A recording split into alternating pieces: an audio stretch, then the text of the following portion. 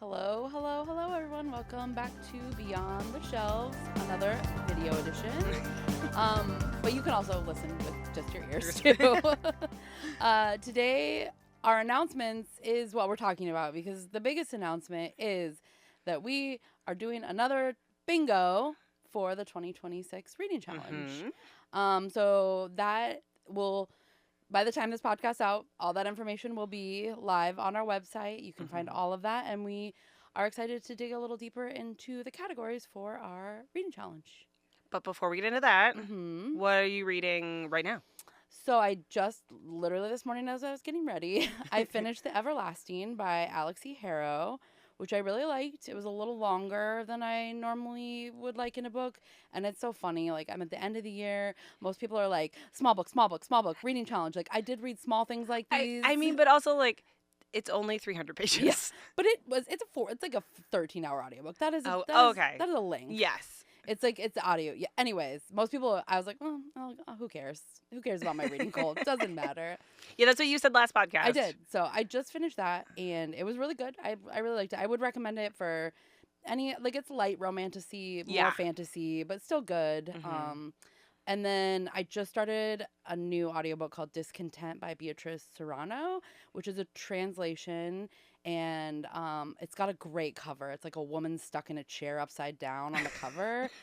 It's a delightful cover. It definitely, like, draws you in. And it's just about a woman working in an office and how existentially terrible that is. Sounds right up my alley. I was like, this is exactly a book I would assume you'd be reading. I'm reading with my eyes. I'm reading The Correspondent by Virginia Evans. Oh, nice. I gave that book to my mom for Christmas. And there was, again, I don't know how this happens to me, but I was looking up available books on Libby, and they must have just added a digital copy at the right time. Yeah. It was not checked out. Trust me, there are lots of holds now because it is a very big book. Yes. It's a lot of people's favorite book of the year. I don't know how I feel about it. I'll get back to you. Yeah, you let me know. I'll circle back. It's compelling, and I want to keep reading it. The main character is not really likable to me, which is weird that so many people like this book. Yeah, because usually that's the opposite, but we'll see where it goes. I think it's going to have a satisfying ending, and that will be nice. So that's what I am reading. What are you reading? I also just finished The Everlasting. Yeah. But I read it with my eyeballs. Yeah, I agree with you. It was a good book, light romantasy. I like Alix Harrow. I like the author. Yeah, like, she's an almost auto read for the most part author for me. She's always going to give you a good story. Yes, and it's going to be different. And so I enjoyed it. It's not like my favorite book of the year or anything, but I enjoyed myself. Yeah. But I'm currently reading Game Changer by Rachel Reid. Shocking. We're going to talk about Heated Rivalry more later. Don't worry. Do you guys remember on the last podcast when I was like, Sarah, have you watched Heated Rivalry? And the answer was no, and now it's yes 3 times. And I'm reading the book series. I have Game Changer checked out too. I don't know. I can talk about it later. You will talk about it later. We're going to get more into it later. We'll get into that later. We'll get into it later. So I won't go into detail, but I'm currently reading that with my eyeballs. I am listening to The Rediscovery of America by Ned Blackhawk. Oh, yeah. That's been a long time on my list. It's yes, me too. Me and nonfiction. Yeah. I got to be in the right mood for it. So for those who don't know, it's a nonfiction from the lens of the indigenous population in the U.S. I will say it is actually not as Native American focused as I expected. There's still a lot of, and I get it, you can't talk about, because it's from the 1600s to the present, and you can't really talk about what's happening to the Native Americans without explaining what's happening with the European settlers and colonists coming in. But I was like, oh, we're going to learn a lot more about European imperialism than I expected. Interesting. So it's good. I'm learning a lot. It's a 17-hour audiobook, so it's slow moving. But it's very good. I originally put it on hold for November for Native American Heritage Month. I finally got it because I think everyone had the same idea here in December. So I'm like 40% of the way through that book. Interesting. So, yeah, but it's good. We're in like a real lull of book releases. It's always like December, even January a little bit, or like even book news, like just everything's just like on pause.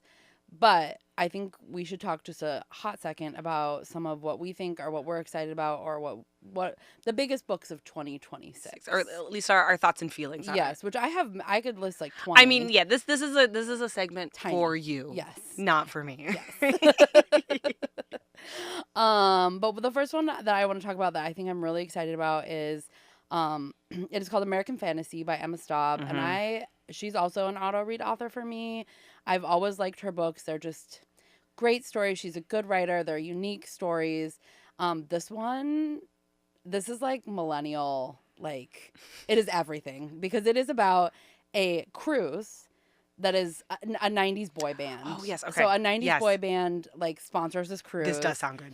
And this woman goes on this cruise and becomes friends with one of the members of the boy band and kind of is like, it's that, what's it like to live out your fantasy like 20 years later? And I'm all in for that plot. And I don't know, but I believe that she will do it justice because she's a great writer. So. Yes. I've not read anything by her, and this is the first one that's really like hooked me. Yeah, she's just like a good general fiction writer. And she's never really disappointed me in her work. So I doubt this will. I think it's coming out in February. I should have looked. My bad. But we will have it in the show notes. You can definitely put it on hold for sure in a physical copy. Yes. So. Right now. Yep. I only picked one because I'm really bad at this game. But I'm going to go with Go Gentle by Maria Semple. She wrote Where'd You Go, Bernadette, which came out a while ago. Like now. 10 plus, I feel like. Really? You think it was that long ago? Maybe I'm crazy. Maybe. I was thinking like 2017. Okay, which so I was that's like close enough. Right. Okay, that's like 9 years. I know. I also just realized how long ago 2017 was as I was speaking out loud.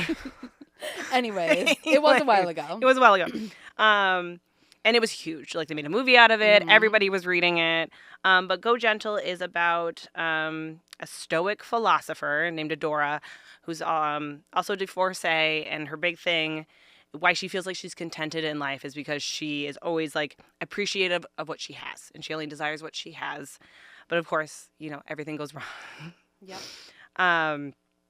She meets a handsome stranger. All of a sudden, there's like black market art deals and secret rendezvous and international intrigue. And then like her past comes back to haunt her. So this one sounds, in my opinion, more interesting than Where'd You Go, Bernadette? I agree. Yes. I read I read it way after. It was popular. Yeah, probably because I'm cool. I felt like I was in the minority for when I didn't love it either. I didn't dislike it majorly, but I was like, I don't get the hype on this book. I am also not like a satire reader either. Which I am. Yes, I know. So it's weird you didn't like it. It is. For me, it's like, well, yeah, no, I was not going to like this book. And that's just like it's like a me as a reader thing. But no, again, I read it because it was available on Libby as an audiobook. So I was like, yeah. Let's do it. Everyone else read it. I might as well in 2023, which I think is when I read it. I did have one more book that I wanted to shout out because I think maybe not a lot of people have heard about this, and I think it'll interest a lot of readers and listeners, it is a book called The Ending Writes Itself by Evelyn Clarke, and it is a locked room mystery thriller, but Evelyn Clarke is a pen name for two authors, Kat Clarke, who's a screenwriter, and V.E. Schwab. And so I feel like that's enough for me to be like, I'm interested. I don't usually read mystery, but I think it looks like it's just a novelist dies, and like he invites 6 people to somewhere to finish his novel. I think it's something along that. That's like very loose.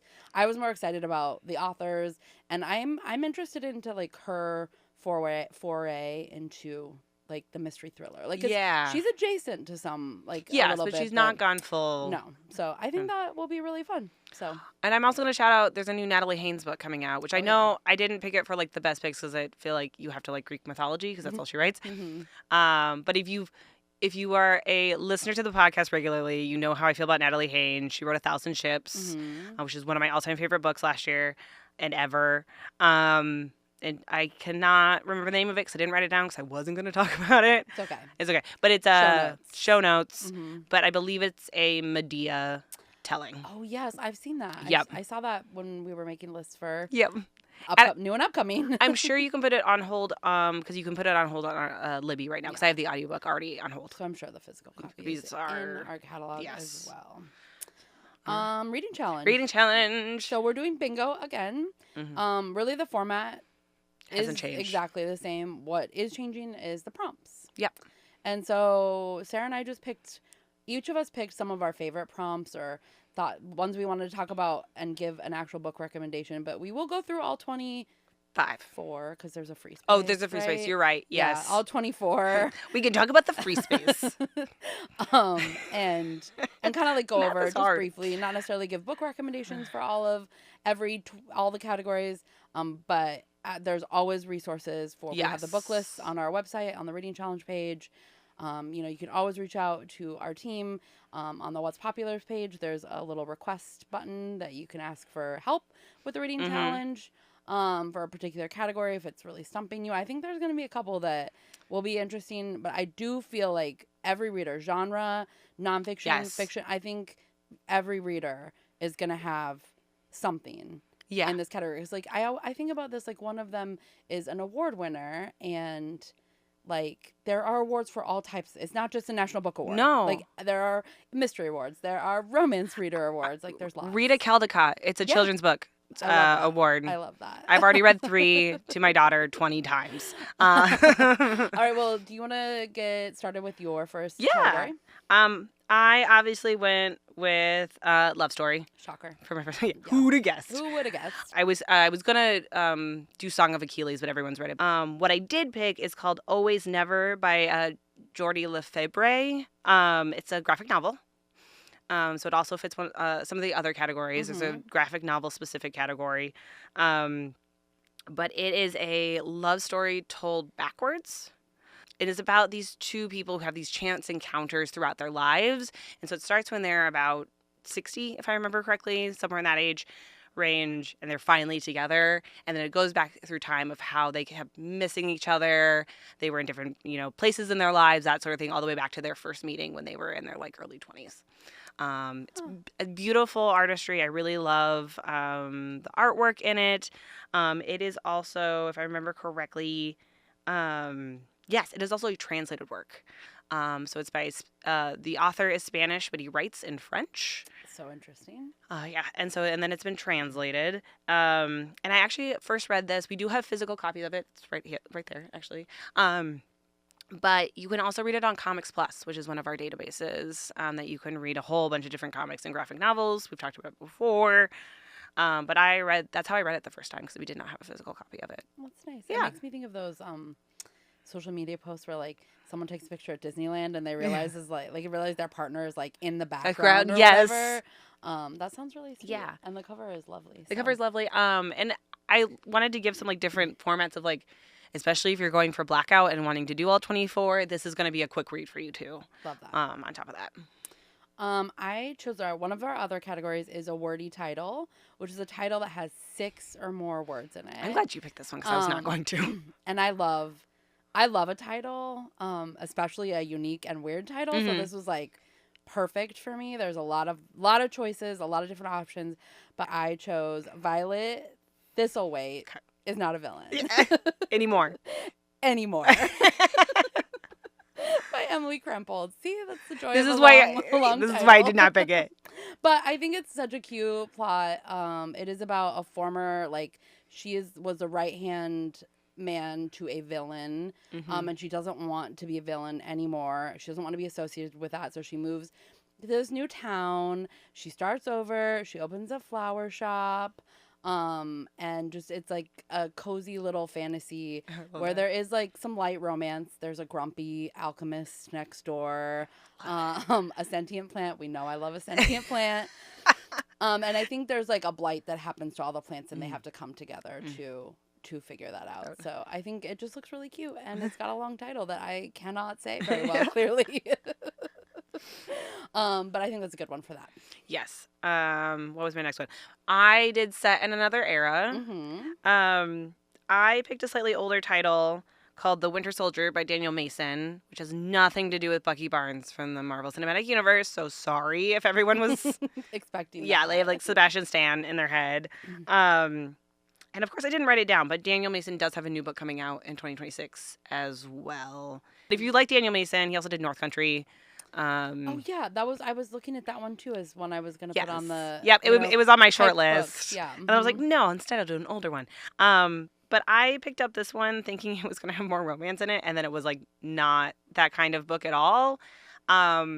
Which I actually ended up really liking. But instead of it being a romance, it's set in Vienna, 1914, so World War I. and this medical student named Lucius is sent off to the Carpathian mountains to treat patients. So it's this like desolate, cold. He ends up, helping patients inside an old church, like with like zero correct instruments, like very desperate times. And then they move out, but there's a patient that can't be moved, and so he stays with them. And so it's kind of this like worst of times scenario. Okay. And then there is a nun involved as well. That's where the like light romance comes in. Very light. Non-existent, essentially. Yeah. So, but I really enjoyed it. It was very different than what I thought. It's also set in kind of, so you have World War I books, but like the idea that's like the medical aspect of it is very different. Actually, my great-grandfather was he drove the ambulance during World War I. That's so interesting. Yeah, he never talked about it, which I was like, yeah, no, I wouldn't either. Makes sense. Yeah. No. So that was another reason I had like picked it up in the first place. But yes, I think if that sounds interesting to you, but you can do something in like any era, obviously. I was going to do a Ruta Sepete's book, she's fantastic, and she only does historical fiction. She's YA, but you wouldn't necessarily know that reading it. No. But if you wanted something getting a little off topic, that's like kind of more niche history, I recommend her as well. Yeah, always. I always learn something new. Yes. Every time I read one of her books. And I mean, I'm not a history scholar by any means. But I always am like, oh yeah, that's so interesting. Yeah. So the next category that I really want to highlight is Heart Racer.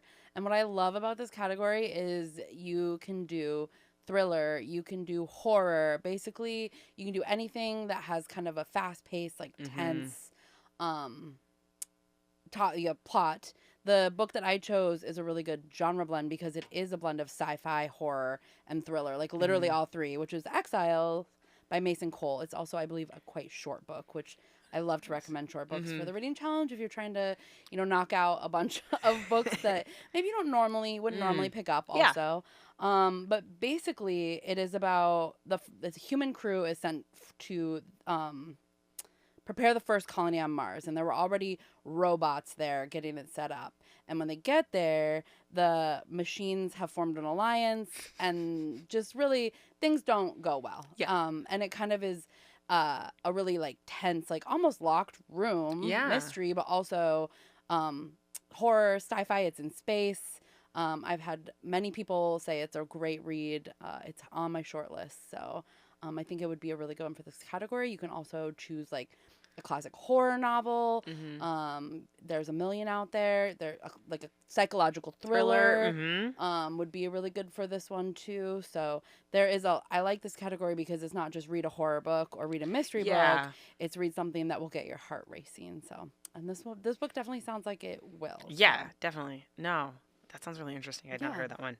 My next one is, so the category is story of displacement or immigration. I went with what I consider to be a classic of kind of that topic, and that's Exit West by Mohsin Hamid. I read this, so this is from 2017, so it's almost 10 years old. It's also only 231 pages, so another like short one.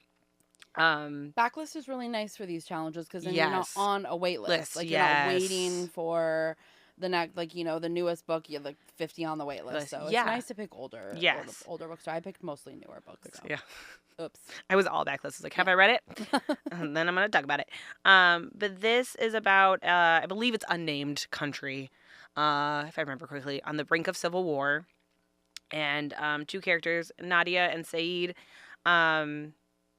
decide that they have to leave. Like, they have to get out of the country for their own safety, for hope of a future, that sort of thing. But then there's this magical realism element to the book where you can go through doors and end up somewhere else. You don't know where. But so you may end up somewhere safer, you may end up not. And so there's a touch of magic to it. There's a love story to it. And it's just them trying to navigate these doors to find somewhere safe to, like, rest. It's very good. I loved it. It's a great book. It's a great book. Mm-hmm. I was looking through reviews. I have to tell this review because it'd been a while since I read it, and I wanted other people's takes on it. And someone gave it 1 star because they compared it to Monsters, Inc. Okay. So they got really hung up on the doors. The doors. The doors were... Yeah. Okay. I appreciate that, though. They immediately got ratioed in the Goodreads comments, Yeah. which I was like, yeah, he should be. Like, if that's what you got hung up on. No. This book was never for you. No, it wasn't. No. A lot of these books will fit multiple categories. Yes. If you listen to the podcast, you know that I really like climate fiction. And that is one of the categories. So... I am going to recommend one of my all-time favorite, I think, flying under the radar books, which is called The Light Pirate by Lily Brooks-Dalton. Mm-hmm. She also has a new book coming out this year. I just think this book is magical and so interesting. It is about a girl named Wanda who's born in a hurricane, named after the hurricane, and basically ends up growing up in Florida as it progressively goes underwater. And so she has to learn to survive in this new climate. It's about resiliency. It's about connection.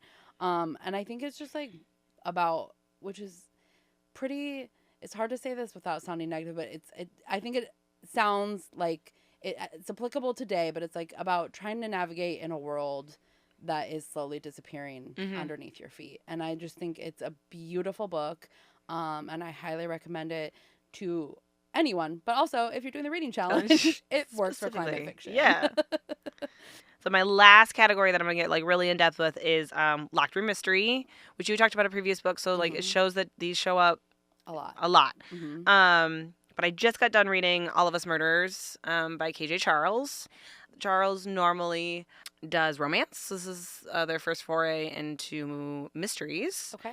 But it's set in a Gothic house. A distant relative has brought together all of Zebedee is the name of the main character, Zeb. All of his relatives together to essentially decide who is going to inherit the family house, this Gothic house, which is a classic locked room. On top of that, his ex Gideon is now working for this distant relative. And they did not part on good terms. But as, the days keep going and they keep getting locked in, things get weirder and weirder. The distant relative wants, in order to get the inheritance in the house, wants them to marry his, ward, who's also supposedly a distant relative. And, and things just get, more odd, which is very locked room mystery as things progress. I feel similar, Knives Out, as the movies, those are generally locked room. At least the second one is more. The second one specifically. It's definitely specifically, but it's kind of that vibe of where things get wackier and wackier. Yes. But also mysterier and mysterier, which is not a word, but I just made it up right now. And literally in this book, I love it because it's a little bit of a play on the classic tropes. Yeah. Everything just gets foggier and foggier as it goes on as well, which I laughed out loud because if you're a fan of locked rooms, it's just a classic trope. I love that. I went with another one of my favorite books to read, which translated literature. That is one of the other categories that I could recommend 20 books on. But I am going to recommend a book I haven't read. Wow. We're doing really well. It's it's after winter break. It's fine. It's a book I haven't read, but I have it on hold and I can't wait to read it. And it's called The Colony. By Annika Norlin, and it's basically about a woman who's burned out by city life. She retreats to the countryside and she encounters a group of people living off the grid, and basically they are a cult, and things go from there basically, without giving too much away. And it just looks so intriguing because you don't really know much about what this group is, who they are, if it's a religious cult, if it's a environmental cult, what, but it's definitely a cult. And I think you're gonna find out more if she gets tangled in their web or if she escapes. So I love, that's another adjacent interest of mine. Cults. So when I read about this one, I was really I was really excited to check it out. And the book that I'm reading right now is a translation to Discontent, which I talked about earlier. There's a lot of really great translated literature out there. Obviously going to be on our list too, but I think once you like dive in and find some really cool books, it's a really great way to expand your reading experience. Yeah. So, and like translated graphic novels. Yeah. Like, that's so cool. Not just you tend to think literary fiction. Yes. But like The Girl with the Dragon Tattoo. That's translated. So yeah, basically like there's a whole slew of like Swedish gory mysteries that you can definitely pick up if that's more your speed for a translated work. So we're just gonna talk about briefly some of the other categories. One of our weirder categories, but I like it, is graphic novel or memoir. But you could also read a graphic novel memoir. Both work. There's lots of graphic novels to choose from. I do think people get intimidated by graphic novels, so that's, you can read a memoir. Everyone loves a memoir, but I do think it's really fun to dive into the world of graphic novels. Every once in a while, I will pick up one and just be like totally blown away. And it's more than just like superheroes. Like you can find a graphic novel for like the genre you enjoy reading. I'm gonna shout out children's graphic novels. Are an absolute delight. And definitely count. I love like Garlic and the Vampire. I love I just read Night Chef. Like there's some cute ones out there. So that's actually that's the most graphic novel. Children's.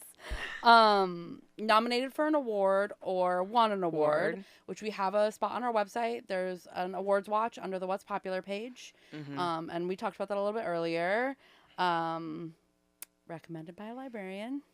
So, and this can, definitely like tap into us with the Find Your Next Read, with the little form that you can fill out where we can get you like very specific recommendations.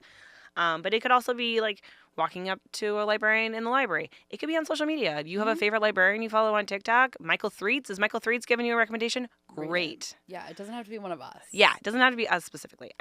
We love that. We love that. Come to us. That's what we like. Yeah. But if you find someone else talking about something that sounds interesting, check it off. Love that.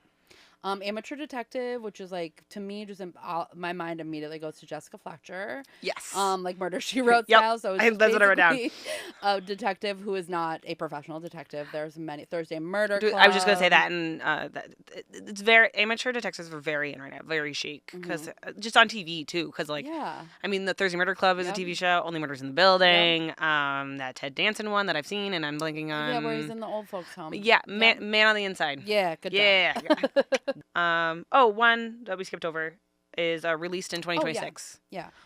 Truly anything that's released in this year, because when this comes out, it will be 2026 this year. So anything. Whatever again, you want. Children's book. A picture book. Yeah. Doesn't matter. Yep. 2026 Avid author. Which we know nothing about. We don't know. I promise you, we don't know. I know nothing. We would look more guilty if we knew. Yeah, we couldn't tell you. Yeah, I can't keep a straight face. I am not good at. But I am excited for the announcement. It will definitely, we'll make the announcement later this spring. Just watch our socials and our website, and then obviously you can choose one of and many books that they have written. Yes, so that is for that one. The next prompt I love, which is Animal on the Cover. Which is just any book that has an animal on the cover. This one weirdly gives me anxiety, and I don't know why. There's lots of books with animals. I know, I could read a shapeshifter romance. Yeah. Done. I don't know why I'm overthinking this. Never mind, I'm good. New Knowledge, which is just a nonfiction book. I feel like I don't even think it has to be nonfiction necessarily. You're right. That's a valid point. I just immediately think of you. Like, that's like what you like to read is like you'll read a book to learn about something new. Yeah. Yes. To be fair, I made the list for this, and I believe it's all nonfiction. So I say that, but I put all nonfiction on But you're right. List. Like you could definitely read a fiction book that had some aspect of think like a historical fiction or something like that. Yes. Where you learn something new about the time period. That counts. That does count. But generally you would think nonfiction. Yeah. Published for the year 2000. Lots of great books that you can choose from either the recent past or the past. Yeah. A good opportunity to read that classic you've been meaning to read. Yep. Life story, which is just someone's life story. Yeah. It again could be fiction or nonfiction. It can really it can be a fictional character's life story. Yeah. I feel like my first thought for fiction was like Taylor Jenkins Reid. Yes. Is generally does like life stories of fictional characters. Doorstopper. This one I think is gonna. I think this one's gonna trip some people up. It is a book that is 500 pages or more. But I do feel like there's so many books you don't realize are like brief, like just over 500 pages. That is true. There's a reason I've been telling everyone to read all these short books. Yes, because there's this one. There's this one. This one exists. And I do think it's not just fantasy. Which generally is known for having the longer titles. The list we have has all genres on it, except maybe romance. Probably not romance. I would be surprised. Except maybe romance, but those hang at about 350. Anyways, mental health theme or storyline. Again, nonfiction or fiction. Yep. Series starter, self-explanatory. Yes. The first book in a series. Yes. Anything that's popular, anything that's not popular, it doesn't matter. You don't have to finish the series. Nope. Just like me, you can read the first in the series and never finish it, which is classic. Yep. My favorite category. Mine too. Featured on Beyond the Shelves. For anyone who doesn't listen to us, I guess I don't know why I would like talk to people who don't listen to us because you're never gonna hear this. But like we do have show notes. You don't have to listen to the podcast. Listen to the podcast. I mean, we love that you do. You could. And then listen to me. The last one is just discovered while browsing, which I think there's great library displays, which is a great excuse to wander the stacks, but also I browse on Libby. Yeah. Just flipping through, seeing what I got. So that's a pretty simple Browsing through a bookstore. It does not have to be specifically to the library. Yep. So that is the quick. That is a quick all the categories. Yes. But yeah, it'll all be out by the time this podcast comes out. So we're really excited about I'm excited about the categories this year. Yeah. I'm not a reading challenge girly, but I think this is a really fun one. Yeah, this is the most excited I've been about the list in a while. Okay, so for book bulletin. It's time for the book bulletin. Which isn't really about anything but... No, Heated Rivalry. Heated Rivalry. There's no book news. I looked. We did look. I did look. You know what book news is going on right now? Heated Rivalry. Heated Rivalry. Or just my algorithm knowing what I click on. Yeah. It's so funny. I asked you last podcast. I was like, so... Yeah. And now I've watched it 3 times. Don't judge me. It's great. It's great. There's lots of things we can talk about, but I think the main thing is that it is based off a book series. Yes. A romance book series. Yes. And I do believe the author is part of the show. Like she has some. Yeah, she is. Not like a showrunner, but like has some. I think she's considered a consultant. Yes. Is like her title, but as someone again who entire social media is now this, she's like on set with them. They've shown like video of her on set and stuff, so she is definitely involved, which is great, and I think it shows. Yeah. I loved this show. I thought it was just an absolute delight, and it's exploded, and people are just hungry for stories about like connection and vulnerability, and like also just like I don't know, just like not overwrought to some extent. Yeah. I don't know. This is just a basic story of 2 people falling in love over 10? Almost 10 years. 10 years, yeah. Yeah. Yeah. I feel like the first couple episodes were like 2000, 2008, 2007, whatever. Yeah, like, it was like time card. What I loved about it because the way we binge now, we've lost the like water cooler element. Yes. And the fact that this came out week to week, I felt like I found like a community online that was like every episode was like, okay, let's delve into the like nitty gritty of it. Not since Succession have I personally been in kind of this like week to week, where everyone is watching it and dissecting it and talking to other people about how much they love it. And I love that. I've always loved that aspect of television. Me too. I was that like 13-year-old on the boards, message boards, like. What do you think's gonna happen next? Alias specifically, like that show. This is me and like I'm guessing like 30-year-olds talking about like what's gonna happen next on Alias. What I loved too was so interesting is it got people who weren't romance readers watching this show because I couldn't believe. Specifically, there's an example of this is there is an NHL podcast called Empty Netters. Precious. Who normally week to week just talk about the NHL and they like watched this. Mm-hmm. But watching them have a meltdown trying to figure out if these 2 are going to end up together. And as someone who reads romances almost exclusively, I was like, no, guys, it's okay. It's going to happen. But like, it's not the only people that... No, that happened to me. I Like, know. I'm a romance reader. Not a lot. No, but you, like, I know. You're also a romance- librarian. You yeah, understand. Like romances, and I was just like on the edge of my seat that last episode. Not, just being like, like what's bad gonna happen? And then I was like, oh wait, at the end, nothing bad happened. Nothing bad happened. They're together because you get your happily ever after. Or at least you're happy for now. Happy for now. You're HFN. Yeah.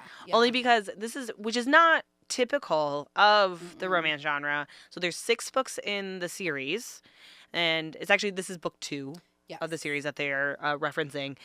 But these 2 come back in book 6, and we get to like the long game, I believe. Yes. It's called. Mm-hmm. And so we get to like see what's happened since this moment where they drive off into the sunset. And I like how book 1 they had like the little microcosm episode, because book 1 is Kip and Scott. So I like what they're doing there too. Yeah, because they're happening in the same time period, so they brought those together. So I'm hoping to see more of that in season 2.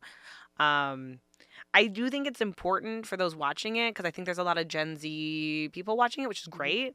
Not just the hockey aspect keeping, because like a big proponent of the show is the fact that they are staying closeted. Yeah. As they're finding love. And I think it's important to realize the timeline of what's happening historically, politically here.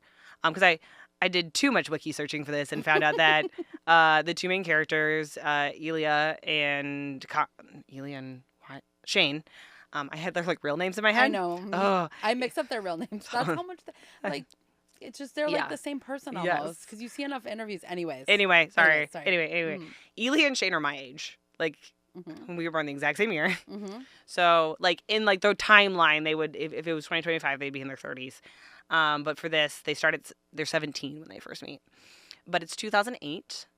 At this point, like, gay marriage is not legalized in the U.S. yet. Not federally, anyway. In Canada, it was recognized federally in 2005. But not in the U.S. and definitely not in Russia. So these men are staying closeted, not just because of the maybe toxic masculinity of the sport, but it's just becoming legalized. I mean, sodomy laws were struck down in the U.S. in 2003, which is a wild fact. I know that fact. But it's a wild fact. Yeah. So it's only been legal to be gay for 5 years at this point. And the show, the first season ends in 2017, and so gay marriage has only been legalized for the last 2 years in the U.S. So there's a lot more going on than just the fact that like your hockey teammates might treat you differently, which is in and of itself that is another a thing. Or you look in Russia. So as of 2022, they have expanded the illegality of being homosexual. It is illegal to promote positive homosexuality in Russia, which basically gives them like free reign to persecute however they want. So I wanted like not to be a Debbie Downer, but I wanted to point that out that like these are not small potatoes. No, that's like part of what makes I think the show so good is like you watch them evolve through that time period. Yes. Like it's, obviously like you said, toxic masculinity, like the toxic masculinity of sports definitely plays a factor of it, but like watching them evolve through like the social aspects of being okay, like with being okay with being out. Yeah. Or at least saying you have a boyfriend. Yes. So. And I will say the last thing I'm going to say on it, because I could talk about it forever. Same. And we could go on for a whole podcast just on Heated Rivalry. But I want to point out, I think it's really important too, and you touched on it, is that this is such a true adaptation. It is just, I'm looking at you, Bridgerton. Yeah. This is just a story about 2 people falling in love, and it shows that people will watch a show about 2 people falling in love. Which, I rant about the romance industry all the time on this podcast, but I don't know why anyone was shocked. Yeah, like who knew the $1 billion industry? Like who knew? Like that is like propping up the publishing world. Would have fans on a different medium. Yeah, is insane to me. Rabid fans, insane fans. It's so great. Yeah, I love that we all are coming together talking about it. Yes, and talking about love and happiness and happily ever after, happy for now. It's so funny how that just like hit me as I watched the end, because I was just like, wait a minute. Like, of course this is gonna. Yes. Of course they're gonna be happy. Yes. Like, I was those men on the hockey podcast, Yeah. like, which is so funny. Because like I also expect queer stories to not always end happily. Yeah. That is very common. Yes. Not in romance, but in the greater. Yes, in Yes. TV and movie world. Yeah. So. So I understand why people were stressed about that final episode where I'm just sitting back being You're like, yay! I They're so cute. They're just going so cute. I have a whole episode of cute. It was delightful. So I'm very excited. Season 2 is supposedly not coming out till 2027, but I have 6 books to read. And hopefully this will encourage studios to make more stories like this. Yes. Yay. On that note, That's all we have. we will see you next